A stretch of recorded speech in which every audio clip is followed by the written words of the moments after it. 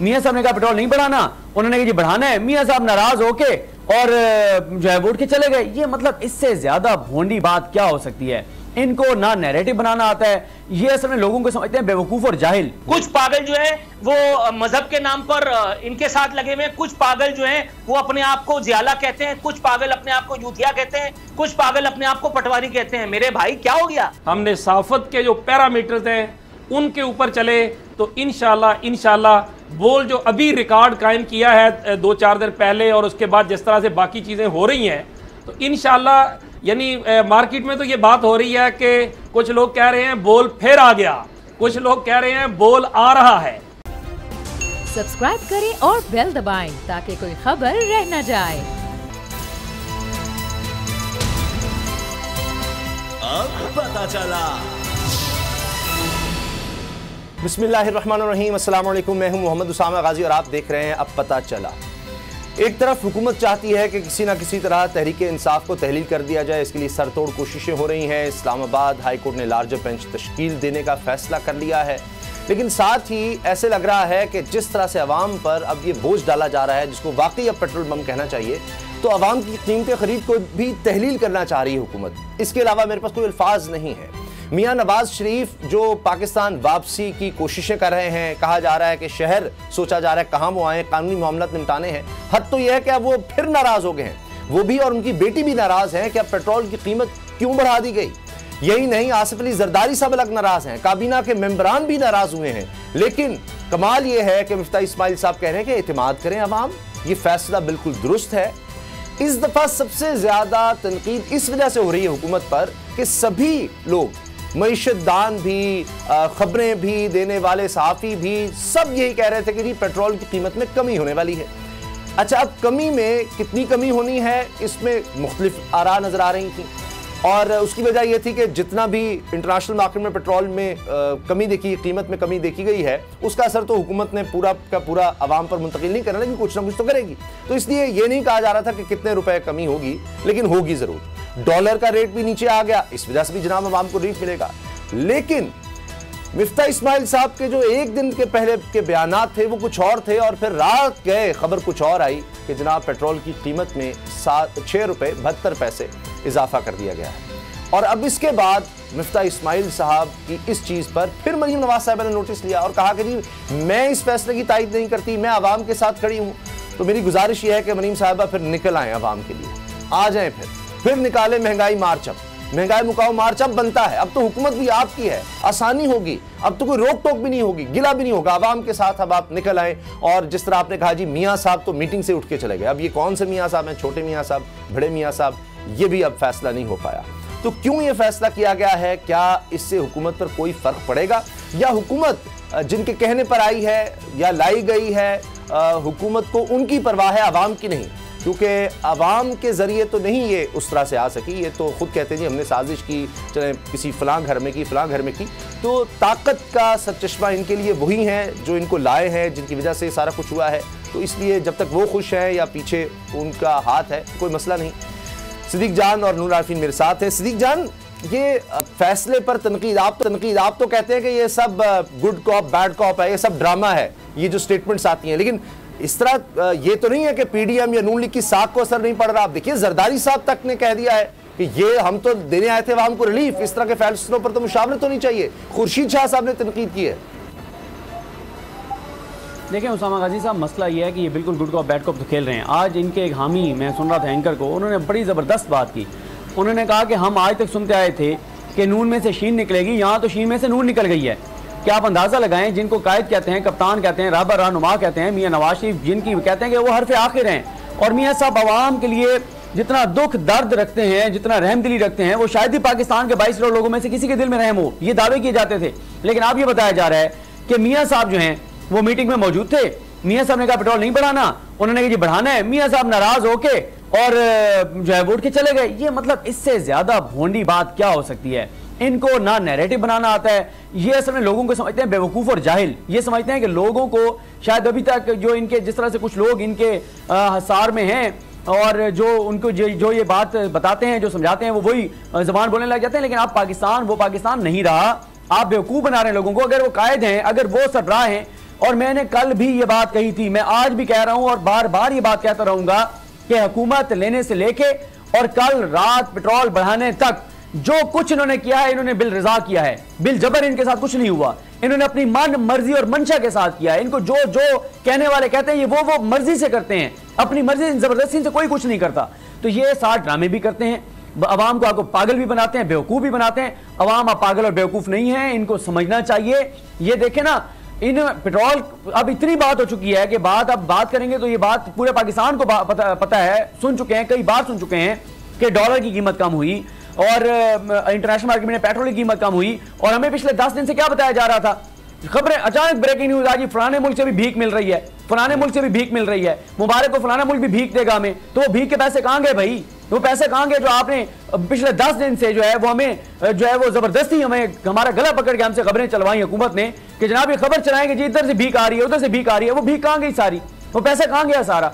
तो इसका मतलब ये है कि मुईशत के हालात खराब हैं। क्योंकि आज उसामा गाजी साहब, वैसे आज हमें अभी कुछ देर पहले एक चीज मैंने देखी, कल हमें इस पर बात करनी चाहिए। जो बिजली के बिल आए हैं, तबाही और बर्बादी फेर दी है लोगों की। इस वक्त जो हालत है जिनके बिजली के बिल आए हैं, उसामा गाजी साहब अल्लाह ताला माफ करे, आपने उस दिन खुदकुशी की खबर दी थी, पता नहीं कितने लोग खुदकुशियां करेंगे खुदा ना खास्ता, जिस तरह के बिजली के बिल आए हैं।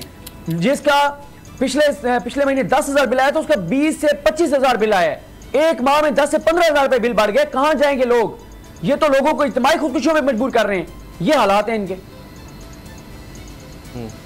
अब ये सूरत हाल है। नूर आरफीन, दूसरी तरफ मिफ्ताह इस्माइल साहब ने क्या खूब बातें कही हैं। वो कहते हैं जी यकुम तक 15 अगस्त दुनिया की बेहतरीन करेंसी पाकिस्तानी रुपया है। मैं ये सारे प्रोग्राम में मेरा दिल कर रहा है यही जुमला बोलता चला जाऊं, पता नहीं देखने वालों को कैसे यकीन दिलाऊं। ये वजीर खजाना साहब के अल्फाज हैं। वो कहते हैं पेट्रोल की कीमत बढ़ाने का फैसला मुनासिब। वजीर आजम ने शफकत करते हुए शहबाज शरीफ साहब को सलाम है, उनकी शफकत ये है, तो पता नहीं उनका फिर जबर और जलाल क्या होगा। शफकत करते हुए समरी मंजूर की है, अवाम एतमाद करें, पेट्रोल और डॉलर के रेट कम होंगे। नूर आरफीन, ये मुनासिब फैसला है, शफकत से वज़ीर आज़म साहब ने फैसला किया है। अब क्या इस पर कहा जाए? मुझे जरा थोड़ा सा वक्त दीजिए, बहुत सारी बातें करनी है। इसमें कोई दो राय नहीं कि पाकिस्तान दुनिया का बेहतरीन मुल्क है। वो मुल्क जहां पे एक चवल को वजीर खजाना लगा दिया जाए, उससे अच्छा मुल्क कहीं हो सकता है? वो एक मुल्क जहां पे उस्मान बुज़दार टाइप की अजीब व गरीब सवारी वजीर आला बना दी जाए, उससे अच्छा मुल्क कहीं हो सकता है? वो एक मुल्क जहां पर अमीर मुकाम, बाकायदा अमीर मुकाम सिर्फ एक नाम है, ऐसे नामों को आप गिनते चले जाएं, उस्मान डार, वो क्या गंडापुर कौन है वो, शेख रशीद, बहुत सारे और कैरेक्टर्स हैं। पाकिस्तान से अच्छा मुल्क दुनिया का कोई हो सकता है? जिनको संतरी नहीं होना चाहिए था वो मंत्री हैं। 2000% मैं इस बात से इत्तेफाक करता हूं कि पाकिस्तान दुनिया का बेहतरीन मुल्क है। हम लोगों को काम सिखाने के लिए उनको ओहदे दे देते हैं कि आओ बच्चा काम सीखो, हमारे सर पे चढ़ करके हमें ही जूते लगाओ। दूसरी बात, सिद्दीक जान साहब ने कुछ बातें की, मैं उन बातों पर थोड़ा सा रायजनी करके फिर मरियम नवाज और नून लीग की तरफ जाना चाहूंगा। इससे बड़ी खुशफहमी मैंने अपनी जिंदगी में नहीं देखी। अभी आपने फरमाया, आपने और सिद्दीक जान साहब ने मिल करके मुझे आगाही फराम की कि अवाम में शऊर आ गया है। भाई वाह, अवाम में शऊर आ गया है, ये कौन सी नई फिल्म का स्क्रिप्ट है? अगर अवाम में शऊर आ गया होता तो पाकिस्तान का ये हाल होता। अगर अवाम में शऊर आ गया होता तो शेख रशीद जो जेल को अपना ससुराल बताता था वो चप्पल सर पे रख के भाग गया होता। अगर अवाम में शऊर आ गया होता तो हकीकी आजादी के तालिब बहुत बड़े बड़े जय्यद लोग भाग भाग करके दुबई और इधर उधर जा रहे होते बरास्ता पिशावर। अगर अवाम में शऊर आ गया होता तो नून लीग, पीडीएम सरकार, ये जो इस वक्त ड्रामा कर रहे हैं मिली भगत से, आपके ख्याल में इसकी नौबत आती? मरियम नवाज को पता है कि उनकी तमाम तर अदाकारी 100% बाय कर ली जाएगी बाय दीज पीपल, जिनको आप अवाम कहते हैं, इनके पास अगर 2 पैसे की अकल होती तो इस मुल्क की ये नौबत ना आती। इस मुल्क के सियासतदान जिनकी टके की औकात नहीं है, माजरत के साथ बहुत बड़ी तादाद है उनकी, जिनकी टके की औकात नहीं है, वो बड़ी बड़ी लैंड क्रूजर्स में नहीं घूमते और उनके सामने हाथ बांधी होती। मरियम को पता है कि उसका कहा बाय कर लिया जाएगा। नवाज शरीफ को पता है कि उनकी टोपी ड्रामे बाय कर लिए जाएंगे, इसलिए वो पांव पटकते हुए चले गए। नवाज शरीफ किसी की महबूबा है?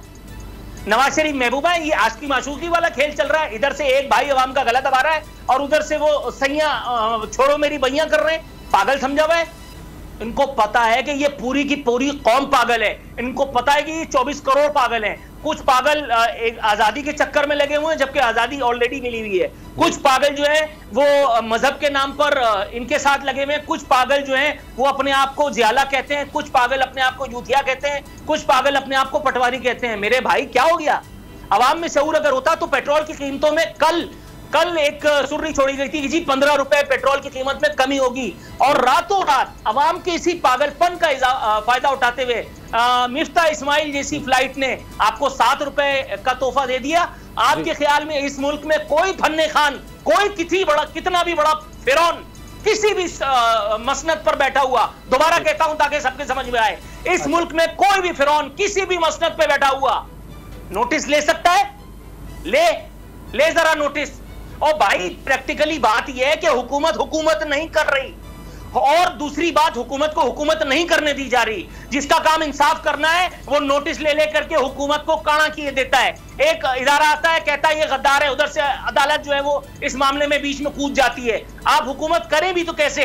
और ऊपर सोने पे सुहागा ये कि आपका वजीर आजम जब शहबाज शरीफ हो और वजीर खजाना मिफ्ता इस्माइल, जब आपके पास ऐसे अदाकार पहली सफ में खड़े हो कि बाबा जानी को बड़ा गुस्सा आया और वो पैर पटकते हुए चले गए, तो पूछो ना जरा बाबा जानी से कि पैर पटकते हुए ये पाकिस्तान कब वापस आएंगे? भाई की हुकूमत तो आ गई, अब क्या टाउन फैल जाएगा उसका इंतजार कर रहे हैं नवाज शरीफ? यही अब हमारा सवाल है कि जी सिद्दीक जान आप बिल्कुल इस पे बात करें। जी मैं आपके सॉरी खतकलामी की माजरत, आपके सवाल से पहले 2-3 चीजें अर्ज करना चाहूंगा। एक तो जो तारीफ नूर अरफीन साहब ने बताई है उसके मुताबिक तो नूर अरफीन साहब, क्योंकि हमारे तो जो हुस्न जन रखते हुए नूर अरफीन साहब समेत कोई 50-60 बंदे होंगे जो समझदार होंगे, जो तारीफ इन्होंने की कि पूरे पाकिस्तान के लोग ही बेवकूफ़ और पागल हैं। और दूसरा मैं ये समझता हूँ कि हमें मेरा ये ख्याल है कि हम किसी पे भी तनकीद कर सकते हैं, चाहे वो गंडापुर साहब हों, चाहे वो शेख रशीद साहब हों, चाहे वो अमीर मकाम साहब हों, लेकिन मेरा ख्याल है कि किसी भी वो सियासतदान जिसको लोग वोट देते हैं उसका इस तरह से नाम बिगाड़ना या तज़हीक अमेज़ मैं अपना थोड़ा सा इख्लाफ जो है वो रिकॉर्ड कराना चाहता हूँ। और तीसरी बात यह है कि शेख रशीद साहब जो है वो वापस आ रहे हैं आज रात को, तो ये मैंने कहा जरा मैं नूर भाई को जरा मुबारकबाद दे दूं और तसल्ली दे दूं कि आपने घबराना नहीं है। जी आप मुझे मुबारकबाद दे दीजिए मेरे भाई, लेकिन आप जो मुझे बताना चाह रहे हैं मैं उस बात को बिल्कुल बाय नहीं करता। जिसको लोग एक गधे को भी वोट देते हैं, तो क्या मैं उस गधे को अपने सर पे भी डालूं? आपके ख्याल में ये उस्मान बुज़दार ये मुंह लगाने के लायक थे? इनको वज़ीर आला बनाया था भाईजान। सॉरी, आप अगर किसी को बड़ी गाड़ी से उतरता देख करके या उसके पीछे 10-20 मालिशियों को जिंदाबाद मुर्दाबाद करते हुए देख करके उसके पीछे लग करके सलाम साफ करना चाहते हैं तो प्लीज मुझे अपने साथ शामिल मत कीजिएगा। मैं बिल्कुल इन लोगों की सफों में नहीं हूं। आपको पता है 313 और उन लोगों में कितना फर्क था? मेरा ख्याल है मैंने बात वाजे कर दी है। चले मुझे बार बार कहा जा रहा है हमारे पास वक्त बहुत कम है, अगला हमारा जो टॉपिक है वो रह जाएगा। सिद्दीक जान, मियां नवाज शरीफ साहब की वापसी, हमने टार्जन की वापसी बचपन में बड़ा सुना और बड़े नॉवल आया करते थे, लोग पढ़ते थे। ये मियां नवाज शरीफ साहब की वापसी की एक गूंज है और कहाँ उन्होंने आना है, किस तरह आना है, ये भी हमारे एक निज़ाम का एक मजाक ही है। एक तो कि एक शख्स हो मफरूर है, मुजरिम है और उसकी वापसी की बातें हो रही हैं और ये अभी तय हो रहा है कि उन्होंने सेफली किस तरह से वापस आना है। वो यानी हमें पता है इमरान खान तक ये कह रहे हैं कि सितंबर के आखिर में उनको लाया जा रहा है। तो अब ये तो चंबे की बात है ना कि यहाँ एक कानून है, इंसाफ है, उसके तकाजे पूरे करके आएंगे या बस आ जाएंगे वो? देखिए, एक तो जो बार बार आवाम के शऊर की बात हो रही है ना, मैंने जिस तनाजुर में बात की 17 जुलाई के इलेक्शन में आपने देख लिया और मैं 11 हल्कों में गया हूँ, मैं देहाती इलाकों में गया हूँ, मैं बैकवर्ड इलाकों में गया हूँ और मैंने वहाँ जाके उन लोगों से बात किया है जिन लोगों को हम समझते हैं कि इनको तो बेचारों को पता ही कोई नहीं है, कोई रेडी लगा के खड़ा है, कोई मजदूरी कर रहा है। मैंने उन लोगों से जाके बात किया तो लोगों में बहरहाल तेजी से अवेयरनेस आ रही है। लोगों को आप बहरहाल इस तरह से बेवकूफ़ नहीं बनाया जा सकता। बाकी हर जगह की ज़ाहिर है सियासी सूरत हाल, हर जगह ग्राउंड रियलिटीज़ इस तरह की होती हैं कि वहाँ पे लोग मुख्तलिफ पैमाने और मेयारात के ऊपर वोट डालते हैं।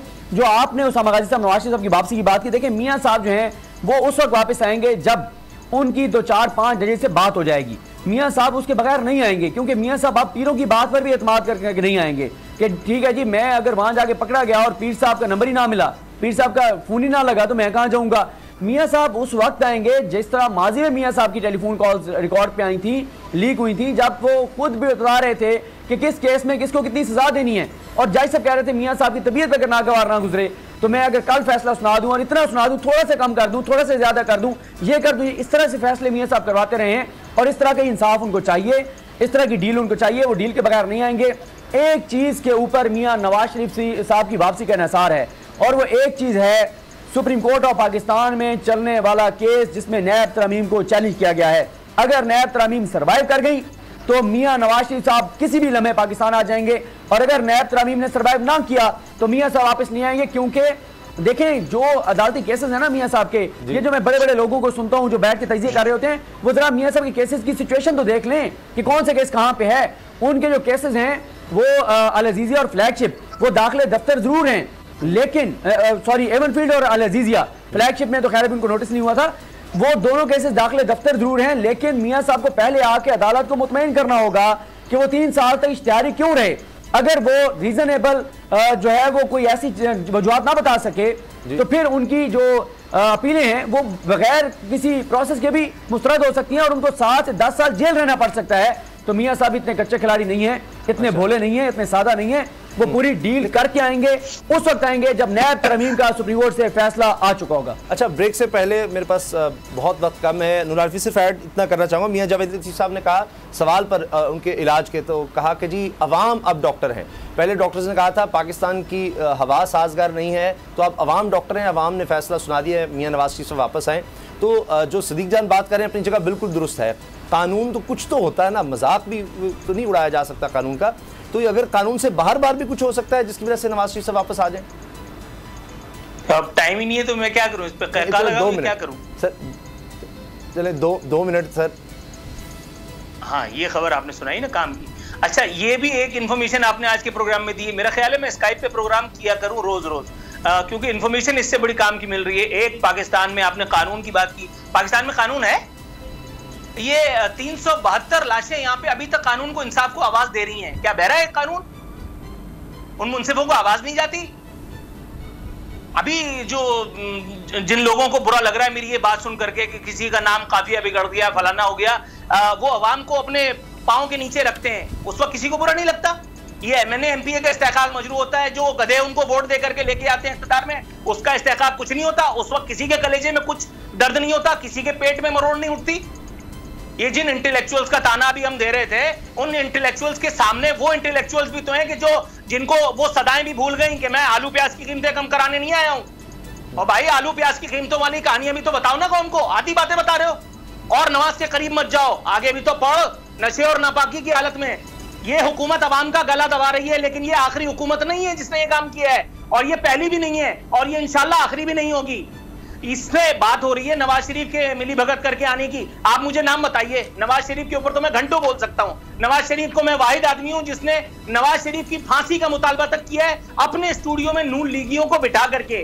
अगर नवाज शरीफ पे कोई केस साबित होता है, इससे ज्यादा पागलपन किसी और ने नहीं किया होगा। मेरा ख्याल ये है कि हम जब बात कर रहे हैं कि नवाज शरीफ इस तरह का चोर रास्ता ढूंढ रहा है, तो हमें सबसे पहले उस एक चेयरमैन का, उस एक चैंपियन का नाम कौम को बता करके लोगों के कुलूब और अज़ान को बरमा देना चाहिए कि जो ये चोर रास्ता इख्तियार करके इक़्तिदार में नहीं आया, या जो इस तरह के चोर रास्ते का इस्तेमाल होता देख करके गला नहीं फाड़ रहा। ओ भाई, इस हमाम में सारे नंगे हैं। जब मैं सारे कह रहा हूं तो इसे सारे सुना जाए, इसे सारे सुना जाए, और शेख रशीद को तो सबसे पहले सुना जाए, क्योंकि ये वो आदमी है जो नवाज शरीफ को बोसा दिया करता था, ये उसे अमीरुल मोमिनीन मानता था, ये उसे उम्मत मुस्लिमा का रहनुमा मानता था। इसी तरह की चमचागिरियां और खुशामद कर करके ये 8 मरतबा एमएनए बना है। इसकी संतरी बनने की औकात नहीं थी, ये मंत्री रहा है, और इसी तरह से ये इमरान खान के पैरों में बैठ करके आज आजादी की बातें कर रहा है। अब लोगों को बुरा लग रहा है तो भाई बुरा लगता रहा सानू की। अच्छा, इस पर अब आगे हम बात करेंगे। तहरीके इंसाफ के गिर्द भी घेरा तंग करने की कोशिश हो रही है, एफआई बड़ा एक्टिव नज़र आ रहा है, क्या हो सकता है? लार्जर बेंच बनाने की बात सामने आ गई है, ममनुआ फंडिंग केस का भी मामला है, इसी पर बात करेंगे इस ब्रेक के बाद।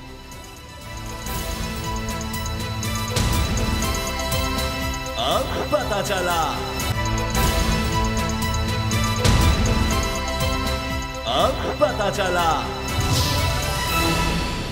जिस तरह से ये हुकूमत कारकर्दगी दिखा रही है, तजर्बाकारी के सबूत दिखा रही है, अब ये कहा जा रहा है, मशवरा दिया जा रहा है कि और कोई हल नहीं है इस हुकूमत के पास सिवाय इसके कि इमरान खान साहब को किसी ना किसी तरह सियासत से ही हटा दिया जाए, और कोई हल नहीं है। वरना दो तहई अक्सरियत तो बहुत छोटी बात नज़र आ रही है। जिससे भी आप बात कर लें, कल रात भी गुज़श्ता रात भी एक अहम शख्सियत से इस बारे में बात हो रही थी, तो पूरे पाकिस्तान का नक्शा उन्होंने मेरे सामने खींच दिया। पूरे पाकिस्तान में भी ये सूरत हाल नज़र आ रही है, हत्ता कि कराची और उधमपुर सिंध भी। अब दूसरी तरफ हुकूमत क्या कर रही है, इलेक्शन कमीशन का फैसला आ गया ममनुआ फंडिंग केस का, अब इस पर अदालत जा चुकी है तहरीक इंसाफ, और इस्लामाबाद हाई कोर्ट ने लार्जर बेंच बनाने का फैसला कर लिया है। लेकिन दूसरी तरफ FIA भी बड़ी तेजियां दिखा रही है। लाखों डॉलर जनाब पता चल रहे हैं, फलां जगह से आ रहे थे, फलां जगह से आ रहे थे। सदीक जान से बेहतर कौन इस पर बात कर सकता है, और जिस तरह बड़ी बेहतरीन कोर्ट रिपोर्टिंग करते आए हैं। सदीक जान, क्या हो रहा है अब, ये लार्जर बेंच बनना ये बेहतर है ताकि इस पर पूरी तरह से एक हेयरिंग हो सकेगी और सब चीज़ें सामने आ सकेंगी?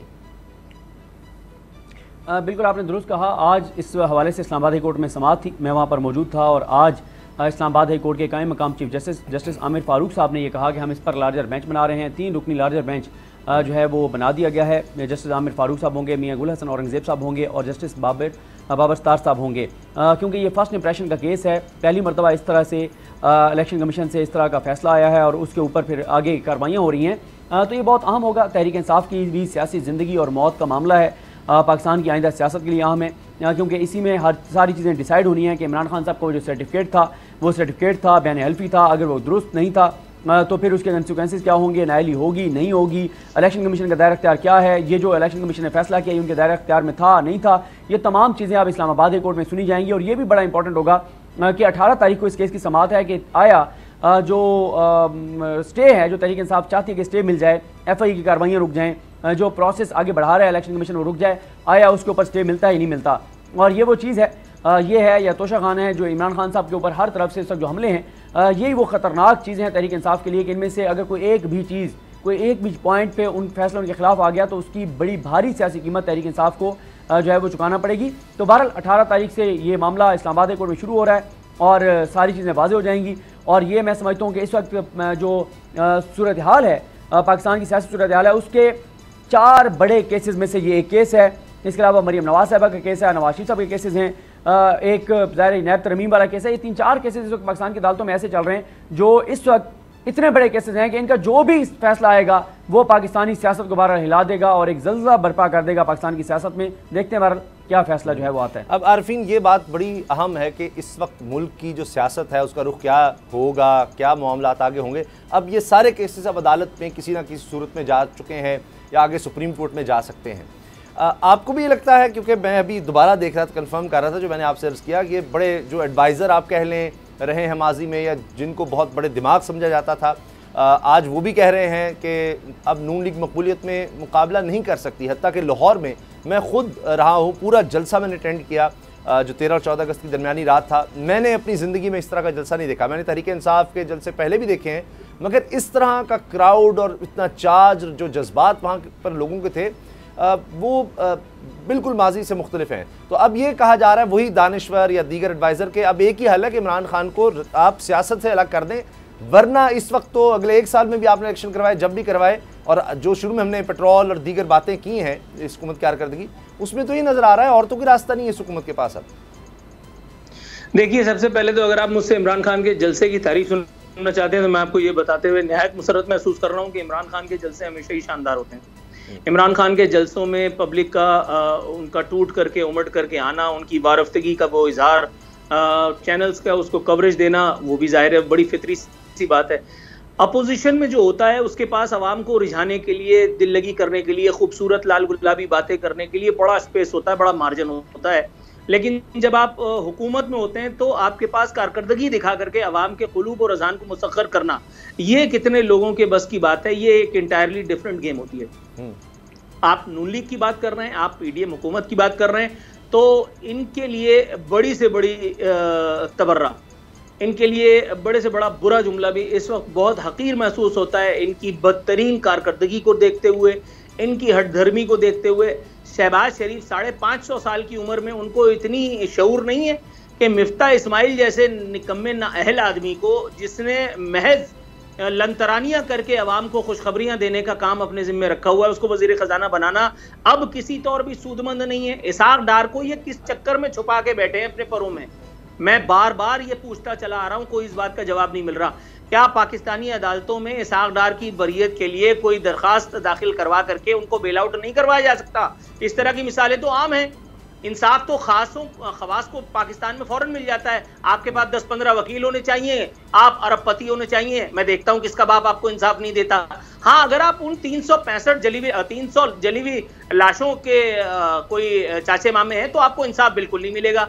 अगर आप नस्ला टावर के रिहायशी हैं तो आपको इंसाफ बिल्कुल भी नहीं मिलेगा। अगर आप मिडिल क्लासी हैं तो आपको इंसाफ बिल्कुल भी नहीं मिलेगा।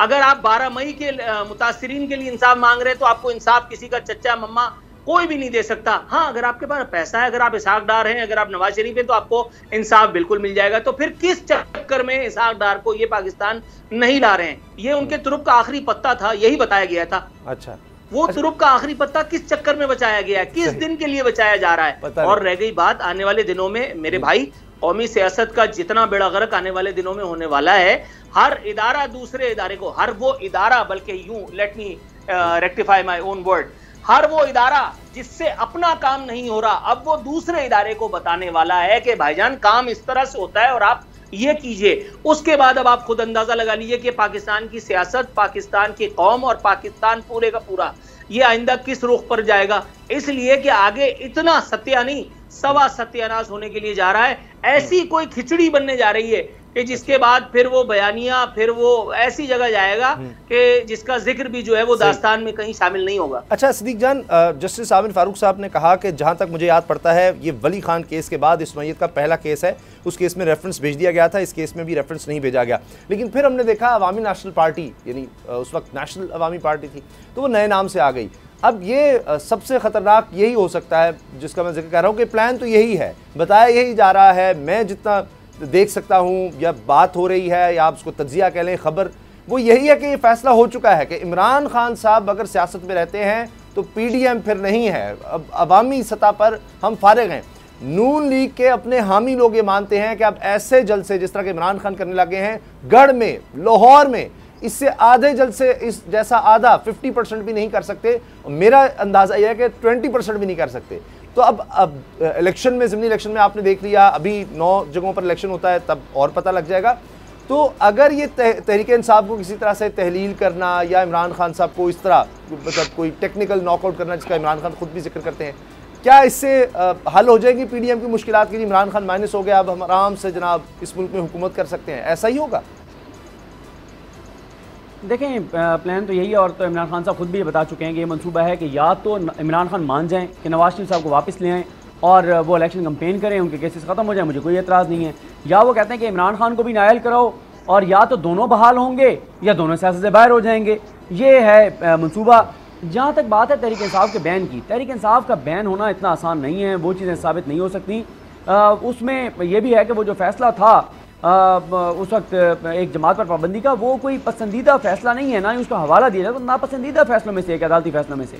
लेकिन असल जो तलवार लटक रही है तहरीक इंसाफ पर, वो इमरान खान साहब के वो सर्टिफिकेट हैं जो उन्होंने जमा करा रखे हैं इलेक्शन कमीशन में, ये कहकर कि मेरी इंफॉर्मेशन के मुताबिक कोई ममनुआ फंडिंग नहीं हुई, कोई फॉरेन फंडिंग नहीं हुई, और इलेक्शन कमीशन के मुताबिक वो सर्टिफिकेट गलत साबित हो गया है, वो झूठा साबित हो गया है।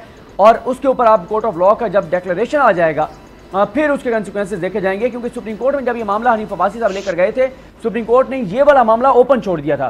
सुप्रीम कोर्ट ने कहा था कि इलेक्शन कमीशन वो फोरम है जो पहले ये डिसाइड करेगा कि ममनुआ फंडिंग हुई है या नहीं हुई, वो उसके बाद फिर कोर्ट ऑफ लॉ जो है, जो इलेक्शन कमीशन है वो कोर्ट ऑफ लॉ नहीं है, कोर्ट ऑफ लॉ उसके ऊपर डिक्लेरेशन देगा, फिर इसके कंसिक्वेंसेस होंगे। एक ये सुनो, इस तरह का फैसला पहले कोई केस इस तरह का मौजूद नहीं, अपनी नौयत का पहला पाकिस्तान की अदालती तारीख का केस होगा जिसके ऊपर जो भी नज़ीर बनेगी जाहिर है वो देखने वाली होगी कि क्या नज़ीर बनाई जाती है। ब्रेक के बाद आज एक बहुत ही खास खबर, बड़ी खबर, उसके हवाले से वो भी आपसे शेयर करेंगे, आरफी नामा भी होगा। ब्रेक के बाद मिलते हैं। अब पता चला। वक्त हो चुका है आरफी नामा का। आरफीन, क्या हालात हैं इस वक्त सिंध के, कराची के? कराची के हालात पे भेजिए 3 हुर्फ, इसलिए कि कराची में ना कुछ बदला ना कुछ बदला ना कुछ बदलेगा, इसलिए कि कराची में अभी तक भुट्टो वाले जिंदा हैं। भुट्टो को तो छोड़ दीजिए, भुट्टो तो सन 1978 में जहां ज़िया-उल-हक ने उनको भेजा था वो चले गए। मुराद अली शाह साहब फरमा रहे हैं इमरान खान बेहतरीन एंटरटेनर है इसलिए लोग उनके जलसों में जाते हैं। मुराद अली शाह साहब ने इमरान खान के जलसों की रिकॉर्ड तोड़ कामयाबी को हदफ तनकीद बनाते हुए ये नादिर व नायाब शाहकार तख्लीक किया है और ये नई मंतिक बगारी है। उनके ख्याल में इमरान खान साहब साइंस, जोग्राफिया, मजहब और फेनोलॉजी की नई नई तारीफें लोगों को सिखाते हैं, इसलिए लोग उनके जलसों में जौक दर जौक जाते हैं। मुराद अली शाह साहब का मतलब मैं कोई पीटीआई का ना ही मानने चाहने वाला हूँ, ना ही मैं मतलब इमरान खान साहब का कोई आप यूँ समझ लीजिए कि पीआर मैनेजर हूँ, लेकिन बहुत माजरत के साथ आज मुझे ये कहना ही पड़ रहा है कि चांद पे थूका हुआ अपने ऊपर वापस ही आ जाता है। काश किसी ने मेरे सीएम सिंध को बताया होता। इमरान खान ने जो कुछ किया है, मुराद अली शाह 10-15 मरतबा मर करके भी अगर पैदा हो जाए तो मुमकिन नहीं है, मुमकिन नहीं है। लेकिन जनाब मन देखिए, अपनी रिकॉर्ड तोड़ हरकतों को सरफ नज़र करने के लिए, करवाने के लिए, पब्लिक को इधर उधर का झांसा देने के लिए मुराद अली शाह साहब अब ये कह रहे हैं कि लोग तफरीह के लिए, तफरीह तबाह के लिए इमरान खान के जलसों में जा रहे हैं। वो ये बताना भूल गए कि लोग पीपल्स पार्टी में जिस ज़रूरतों के लिए शामिल हो रहे हैं, पीपल्स पार्टी उन शमूलियतों के बाद भी उन मक्कड़ों को, उन मटरबों को, उन उर्दू बोलने वाले सिंधियों को या बालफाज दीगर उन महाजिरों को उनके हुकूक देगी या नहीं देगी, इस बात की तरफ जाएंगे अगर आप, तो फिर मामला यहाँ खराब हो जाता है। मुराद अली शाह साहब जी फरमाते हैं कि इमरान खान ने कहा कि रोशनी की रफ्तार से ट्रेनें चलाएंगे। वो कहते हैं जर्मनी और जापान की सरहदें मुश्तरका हैं। वो ये कहते हैं कि अल्लाह लोगों को गैर जानिबदार रहने की इजाजत नहीं देता। वो ये भी तो कहते हैं कि पाकिस्तान के 12 मौसम हैं। मुराद अली शाह ने बहुत देर की इतनी सारी बातें बगाड़ने में। मुराद अली शाह को ये क्यों नहीं याद आया कि जब बारिश आता है तो पानी आता है जैसा नादिर और नायाब नुस्खा उनकी पार्टी के अपने कायदे तहरीक, जिनके सामने कई बुढ़े तोते हाथ बांध करके तकरीबन नमाज पढ़ रहे होते हैं, उनकी चमचागिरी में सर से पांव तक मगन होते हैं, उनको ये ख्याल नहीं आया कि बिलावल को भी थोड़ी सी अकल दे देते कि भाई जब बारिश आ रहा है तो कम से कम नाले तो खोल, जब बारिश आ रही है तो कम से कम सड़कों का इंफ्रास्ट्रक्चर तो ये जो बर्बादी हुई है उसके हवाले से भी कुछ कर। लेकिन ऐसा नहीं है। कता कलामी माफ, आज हमें एक बड़ी खबर अपने प्रोग्राम में है। जिस तरह आप सब जानते हैं कि बोल न्यूज़ मकबूलियत के नए रिकॉर्ड बना रहा है और उसकी वजह है बोल न्यूज़ की फैमिली जो बड़ी मेहनत से काम करती है। पाकिस्तानी सहाफ़त के मंजे खिलाड़ी मारूफ सहाफ़ी अली शेर बोल फैमिली का हिस्सा बन गए हैं। वो डिप्टी ब्यूरो चीफ इस्लामाबाद अपनी खिदमात अंजाम देंगे। ग्रास रूट लेवल से सहाफ़ती मैदान में अपना लोहा मनवाने वाले अली शेर बड़े मुल्की और गैर मुल्की जराइद, अखबारात और टीवी चैनल्स में अपनी खिदमात अंजाम देते रहे। दहशतगर्दी की तारीख, वजूहात और तदारुक पर खुसूसी मकाला तहरीर किया, जिसकी सिफारिशात पर आज नेशनल एक्शन प्लान और दहशतगर्दी के खिलाफ कौमी बयानिया तश्कील दिया गया, जो बिलाशुबा एक एजाज़ है। 9/11 से पहले और बाद में अफगानिस्तान, कश्मीर, फ़लस्तीन और दीनी, सियासी, जिहादी, फ़िरका वाराना तंजीमों पर इंतहाई गहराई में तहकीकाती रिपोर्टिंग की। साल 2002 से लेकर पार्लियामेंट, सुप्रीम कोर्ट जैसी अहम बीट्स और लाल मस्जिद ऑपरेशन, फाटा ऑपरेशन कवर किए। एबटाबाद ऑपरेशन से लेकर उसामा बिन लादेन के ख़ानदान की पाकिस्तान से वापसी तक इनके ख़ानदान के अहम इंटरव्यूज़ और ख़बरें दी। अफ़गान, दीनी और सियासी अमूर और पार्लिमानी अमूर पर खुसूसी महारत रखने वाले सहाफ़त के इस मंजे हुए खिलाड़ी को हम बोल फैमिली का हिस्सा बनने पर खुशामदीद कहते हैं और उम्मीद करते हैं कि माजी की तरह अली शेर के तीखे और चुपते सवालात इक़्तिदार के ऐवानों में भौंचाल बर्पा करते रहेंगे। अली शेर भाई, वेलकम टू बोल न्यूज़। और कैसा महसूस कर रहे हैं, क्या कहेंगे? बहुत शुक्रिया जी। मैं तो अगर ये कहूँ कि मुझे आज एक स्लोगन जो है वो मिला है कि बोल सिर्फ पाकिस्तान के लिए। हम किसी के साथ नहीं, किसी के मुखालिफ नहीं, लेकिन हम सच के साथ हैं और हम वो बोलेंगे जो पाकिस्तान के लिए होगा। और ये मेरी बड़ी ख्वाहिश थी। अल्हम्दुलिल्लाह आज मुझे वो मंजिल मिली है और हम सब मिलकर सिर्फ और सिर्फ पाकिस्तान के लिए बोलेंगे। यही मैं समझता हूँ, जब हम सिर्फ इस बात पे आ गए और हम सब आ गए और बिल्कुल सहाफ़त के असूलों के मुताबिक आ गए, हमने न्यूट्रलिटी रखी, हमने सहाफ़त के जो पैरामीटर्स हैं उनके ऊपर चले, तो इंशाल्लाह बोल जो अभी रिकॉर्ड कायम किया है 2-4 दिन पहले और उसके बाद जिस तरह से बाकी चीज़ें हो रही हैं, तो इंशाल्लाह यानी मार्केट में तो ये बात हो रही है कि कुछ लोग कह रहे हैं बोल फिर आ गया, कुछ लोग कह रहे हैं बोल आ रहा है। तो बहरहाल इंशाल्लाह ये एक हकीकत है कि मैं तो यही कहूँगा कि पता चलना शुरू हो गया, जिनको पता चलना चाहिए उनको पता चलना शुरू हो चुका है कि बोल फिर आ गया है। और इंशाल्लाह बोल जो है वो पाकिस्तान के लिए बोलेगा, अपनी ज़ात जो है वो कुछ नहीं है, हमारे लिए सब कुछ पाकिस्तान और इस्लाम है। और इंशाल्लाह हम सब मिलकर पाकिस्तान के लिए बोलेंगे और सबको कहेंगे बोलो पाकिस्तान के लिए। समीर इब्राहिम साहब, आप क्या कहेंगे? अली शेर साहब ने जिस तरह हमें ज्वाइन किया है बतौर डिप्टी चीफ इस्लामाबाद, बड़ी ज़बरदस्त एडिशन है और हम इन्हें खुशामदीद कहते हैं। आपने बड़ा अच्छा तारुफ कराया, इन्होंने बहाउद्दीन ज़िक्रिया यूनिवर्सिटी से किया मैथ्स कैम, और उसके बाद सहाफ़त में इनकी जो तहकीकाती रिपोर्टिंग है उसका एक अपना नाम है। और and we are very happy कि इन्होंने हमें, और अल्हम्दुलिल्लाह कल जो अब्बास शबीर आए थे, आज ये आए हैं, अगले दिनों में भी आप देखेंगे बहुत सारी और इस तरह की एडिशंस होंगी। और जो इन्होंने कहा कि बोल ऑलवेज स्पीक्स फॉर पाकिस्तान, हम पाकिस्तान की बात करते हैं, अवाम की बात करते हैं, पाकिस्तानी इदारों की बात करते हैं, और इंशाअल्लाह हम ना डरेंगे ना झुकेंगे और अपने मुल्क की और अवाम की इसी तरह खिदमत करते रहेंगे। And we will always stand for the principles. Sadiq Jan, आप क्या कहेंगे? देखिए, बोल न्यूज़ एक बिल्कुल ख़ानदान की तरह, एक फैमिली की तरह है, और आज अल्लाह ताला ने जो बोल न्यूज़ को मकाम दिया है, इज़्ज़त दी है लोगों के दिलों में। यकीन करें, जहाँ जाते हैं लोग बोल न्यूज़ जिंदाबाद इस तरह नारे लगाने लगते हैं और मकबूलियत के नए रिकॉर्ड बनाए हैं। और उसमें ज़ाहिर है कि इस फैमिली का इसमें किरदार है और उसमें आप भी शामिल हैं और अब अली शेर भी शामिल हो रहे हैं। क्या कहेंगे?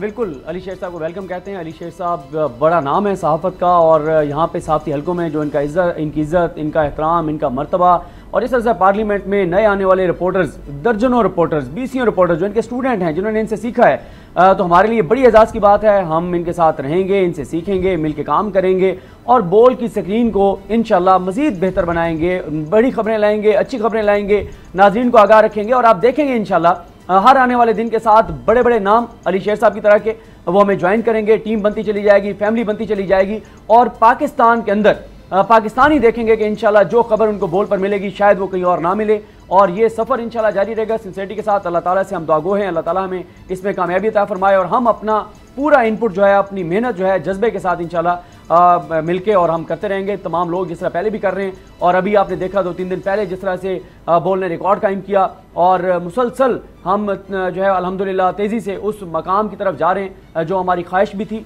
जो हमारी चाहत भी थी, और इंशाल्लाह अल्लाह ताला के फजल करम से बोल जो है वो ये तरक्की के मनाजिल बड़ी तेज़ी से तय करेगा।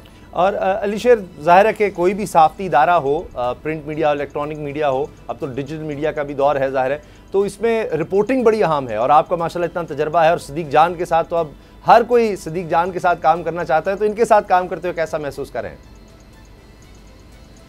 जी बिल्कुल, इसमें कोई शक नहीं है कि जो मॉडर्न इरा है उसमें सदीक जान साहब ने जिस तरह से डिजिटल मीडिया पे अपना नाम बनाया है, जिस तरह से आज वो ज़रूरत बन चुकी है, ये एक हकीकत है कि उसके हवाले से मैं समझता हूँ कि हमारा जो जितना भी एक्सपीरियंस है वो उसमें शामिल होगा। जो सदीक जान साहब की टेक्नोलॉजी है, जिस तरह से इन्होंने डिजिटल मीडिया प्लेटफॉर्म को अच्छे तरीके से उजागर किया है, और माशाल्लाह ये पाकिस्तान के उन चंद नामों में से हैं जिन्होंने रिकॉर्ड कायम किए हैं डिजिटल मीडिया में। तो इसी तरह से बोल जो है वो एक बड़ा प्लेटफॉर्म होगा।